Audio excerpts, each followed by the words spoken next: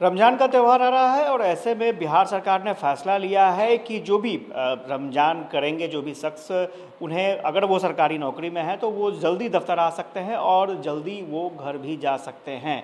लेकिन इसको लेकर के काफ़ी विवाद छिड़ गया है। बीजेपी ने सवाल खड़े किए हैं। हमारे साथ आरजेडी के वरिष्ठ नेता हैं अख्तरुल इस्लाम शाहीन, उनसे जान लेते हैं। अख्तरुल साहब, ये किस तरह से देखते हैं? आप सरकार ने फैसला लिया है लेकिन बीजेपी ने विरोध कर दिया है। देखिए, सरकार का फैसला, रमज़ान में लोग भूखे रहते हैं, प्यासे रहते हैं दिन भर, एक अन्य भी मुंह में नहीं ले सकते हैं, तो 12-14 घंटे रहते हैं, इसलिए 1 घंटा पहले ड्यूटी तो पूरा ले रही है सरकार। 1 घंटे पहले आइए, 1 घंटे पहले जाइए, इसमें किसी तरह की कोई आपत्ति की बात नहीं होनी चाहिए। जहाँ तक दूसरे धर्म का सवाल है तो उसका भी ख्याल होना चाहिए। अगर जहाँ पर भी ऐसी परिस्थिति है कि लोगों को बहुत कष्ट सहना पड़ता है तो सुविधा देना सरकार का काम है। चाहे मुस्लिम समाज की बात हो, हिंदू समाज की बात हो, मुस्लिम त्यौहार की बात हो, हिंदू त्यौहार की बात हो, सबका ख्याल रखना चाहिए। वर्तमान सरकार सबका ख्याल रखने वाली सरकार है। उनके पास यह मामला जाएगा, रामनवमी से संबंधित मामला जाएगा, तो निश्चित रूप से उसका ख्याल रखा जाएगा। और हर वैसे लोग जो इस तरह का करते हैं, क्योंकि 100% लोग रोज़ा 100% लोग करते हैं, अगर रामनवमी में भी 100% लोग सहते हैं तो उनको भी ये सुविधा मिलनी चाहिए। बीजेपी के अध्यक्ष ने कहा है कि ये पीएफआई वाली मानसिकता दिखती है। ये शुरू से, जब से महागठबंधन की सरकार आई है तब से इसी तरह के हरकतों में लगी हुई है। क्योंकि भाजपा का काम क्या है? भाजपा को तो मौका चाहिए ना, मौका चाहिए घृणा की बात करना, नफरत की बात करना, धार्मिक विद्वेष पैदा करना। तो ये तो भाजपा की नीति है। तो भाजपा तो इसी पर तो जिंदा है, करने को तो कुछ कर नहीं सकते हैं। 9 साल गुजर गया, एक काम नहीं किया, एक कमिटमेंट पूरा नहीं किया, और डाइवर्ट करने के लिए इसी सब इशू पर बात करते हैं। इसका जवाब देना हम उचित नहीं समझते। अच्छा, एक चीज़ और है, सीमांचल में ओवैसी आए थे और उन्होंने भी महागठबंधन सरकार पर आरोप लगा दिया, आप लोगों पर आरोप लगा दिया, जो उनके विधायकों को तोड़ लिया गया, लेकिन जो सीमांचल का विकास होना चाहिए था वो तो हुआ नहीं।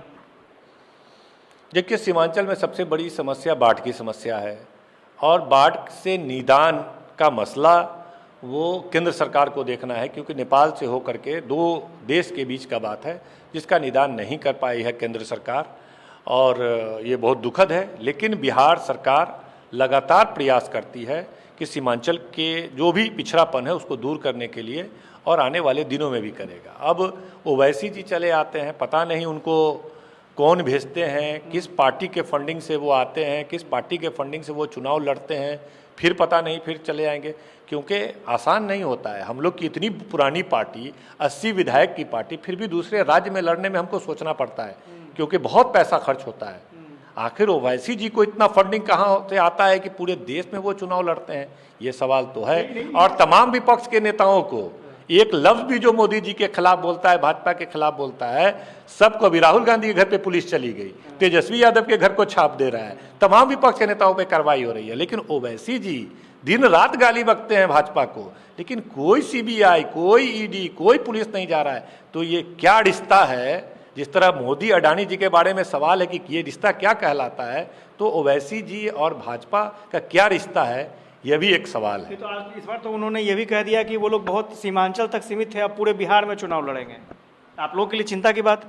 वही तो कर रहे हैं। 1, 2, 4 सीट पे भी अगर हम उत्तर प्रदेश या अन्य राज्यों में लड़े तो हमको सोचना पड़ता है कि फंड कहाँ से आएगा अन्य राज्यों में। वो पूरे बिहार में बताइए कहाँ से आके कहाँ लड़ना चाह रहे हैं? इतना पैसा कौन दे रहा है? अडानी जी दे रहे हैं, किसी के कहने पे कौन दे रहे हैं? तो थोड़ा आश्चर्य की बात है, लेकिन सबसे कुछ नहीं होना है। 5 विधायक उनके जीते थे, 5ओं ने देखा कि ओवैसी की पार्टी में रह करके हम अपने क्षेत्र का एक काम नहीं कर सकते हैं।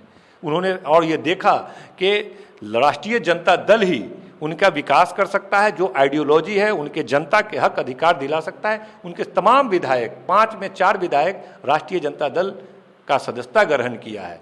अब वहाँ एक जनता एक सीट पर भी नहीं है। सब लोग समझ गए हैं, जो भरम फैला करके कुछ सीट जीते थे, अब कुछ होने वाला नहीं है। अब उनका बेकार बिहार आना छोड़ देना चाहिए। एक आखिरी सवाल, उन्होंने कहा था कि बीजेपी को जो मजबूत किया जा रहा है ना, वो नीतीश कुमार ने ही बीजेपी को मजबूत किया है।